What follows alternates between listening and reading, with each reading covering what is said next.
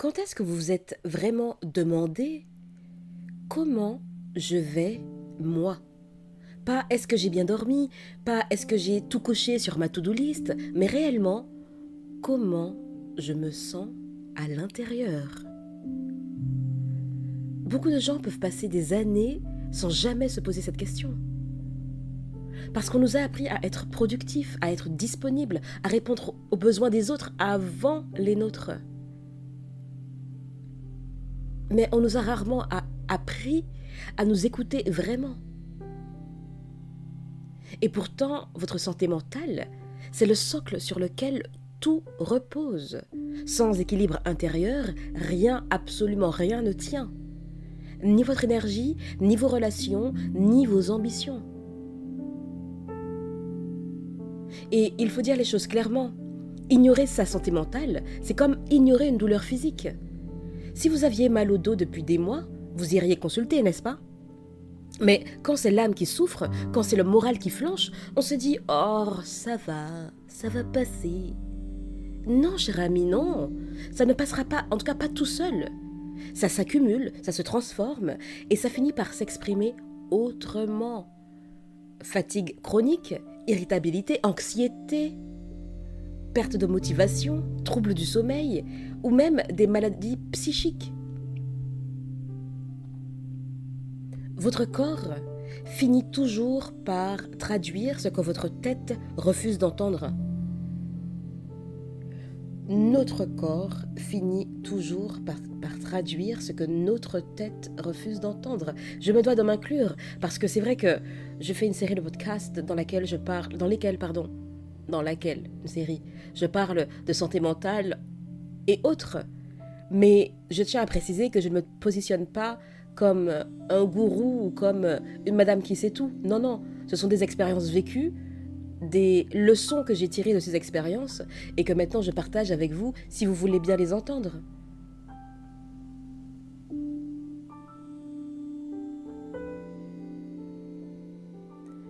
Devenir sa priorité, ce n'est pas être égoïste.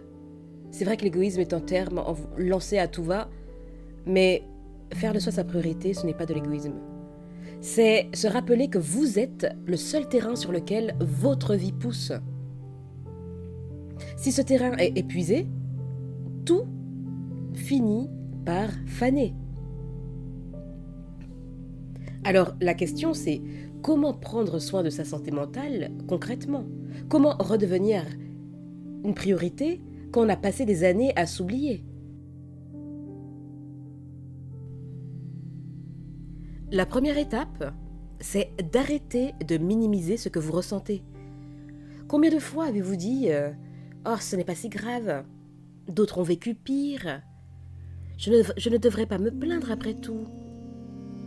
Et c'est une habitude destructrice, parce qu'à force de minimiser vos émotions, vous les enterrez vivantes, et elles finissent par ressurgir, souvent au pire moment. Cher ami, vous avez le droit d'être fatigué. Vous avez le droit d'avoir besoin d'un temps mort, le droit de ne pas aller bien. C'est humain, vous êtes humain, nous sommes humains. Ce n'est pas un signe de faiblesse, c'est un signal. Écoutez-le, écoutez-vous. Deuxième étape, apprenez à mettre des limites. Les limites, ce n'est pas rejeter les autres, c'est vous protéger, c'est se protéger soi-même. C'est dire je ne peux pas tout faire. Je ne peux pas être disponible à toute heure, en tout temps, pour tout le monde. Je choisis de me préserver. Une personne équilibrée n'est pas celle qui donne tout le temps. C'est celle qui sait quand se retirer pour se régénérer. Posez-vous la question, qu'est-ce que je tolère aujourd'hui que pourtant je ne devrais plus tolérer? Souvent, on a la réponse, c'est qu'on ne se pose pas la question. Et inversement, de quoi ai-je besoin que je ne m'autorise pas encore à demander? Troisième étape, et c'est un sujet qui revient souvent dans les podcasts, c'est la question du corps. Revenir au corps. puisque votre mental n'est pas séparé de votre corps, ils sont profondément connectés. Quand vous êtes stressé, votre respiration change, vos muscles se contractent, votre cœur s'accélère. Et si vous ne ramenez jamais votre corps au calme, votre mental ne peut pas se régénérer, se réguler. Apprenez à respirer consciemment, à marcher sans but, à juste ressentir. Vous n'avez pas besoin d'une retraite spirituelle à Bali pour vous reconnecter à vous-même. Bon, même si en soi, c'est tout ce que je vous souhaite, si c'est ce que vous voulez. Vous avez juste besoin de pause, de présence, régulière, sincère. Quelques minutes de silence par jour valent souvent plus qu'une journée entière à fuir vos pensées. 4e étape, reconnaissez vos besoins émotionnels. On parle souvent de besoins physiques. Se nourrir, dormir, manger. Oui, se nourrir et manger, c'est pareil. Bon, vous avez saisi, bouger. Mais on oublie les besoins invisibles. Être compris, être soutenu, être valorisé, être aimé sans condition. Et si vous avez grandi dans un environnement où ces besoins n'étaient pas entendus, il est probable, fort probable, qu'aujourd'hui, vous ne sachiez même plus les nommer. Alors, commencez lentement. Demandez-vous, de quoi ai-je besoin, là, maintenant, ici, tout de suite? Pas dans 10 ans, pas demain, mais maintenant. De quoi ai-je besoin? De quoi avez-vous besoin? Et si la réponse est « j'ai besoin de calme » ou « j'ai besoin d'un câlin » ou « j'ai besoin de pleurer sans qu'on me juge », alors donnez-vous la permission de répondre à ce besoin.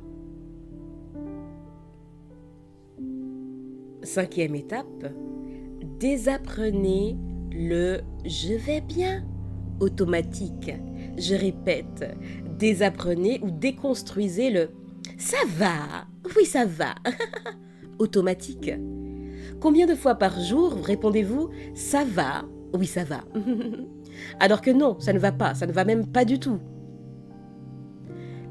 Le « ça va » automatique est devenu une armure sociale, mais parfois elle vous empêche de recevoir de l'aide. Osez dire la vérité, pas forcément à tout le monde, et ça se comprend, mais à quelqu'un de sûr, un ami, un thérapeute, un proche. Parce qu'en parlant, vous donnez force à ce qui était flou, et tout ce qui devient clair devient déjà un peu plus léger.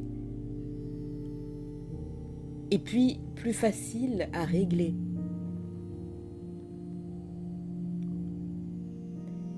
Enfin, apprenez à vous offrir de la douceur. On parle beaucoup de discipline, d'objectifs, de réussite, mais on oublie la tendresse. La tendresse, cher ami, la bienveillance envers soi. Vous avez survécu à des choses que d'autres n'auraient peut-être même pas supportées. Vous avez continué à avancer, même fatigué, même blessé. Reconnaissez-le. Apprenez à vous dire « Je suis fier de moi ». Pas parce que tout est parfait dans votre vie, mais parce que malgré tout, vous avez continué à choisir la vie. Devenir sa priorité, ce n'est pas un luxe, c'est une nécessité. Parce que sans vous, rien n'existe vraiment. Quand votre santé mentale va mieux, vos décisions sont plus alignées, vos relations plus saines et votre regard sur la vie plus doux, plus optimiste. Vous ne pouvez pas tout contrôler, cher ami, mais vous pouvez choisir de ne plus vous abandonner. De ne plus vous abandonner. Et c'est ce choix-là, chaque jour, qui va vous aider à vous reconstruire. Alors, la prochaine fois que vous sentez la fatigue monter, plutôt que de forcer, dites-vous « Aujourd'hui, je choisis de me choisir. Je choisis de me choisir. » Parce que votre santé mentale mérite votre attention.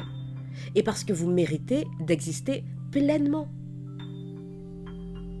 Je vous dis à bientôt, et d'ici là, imposez-vous.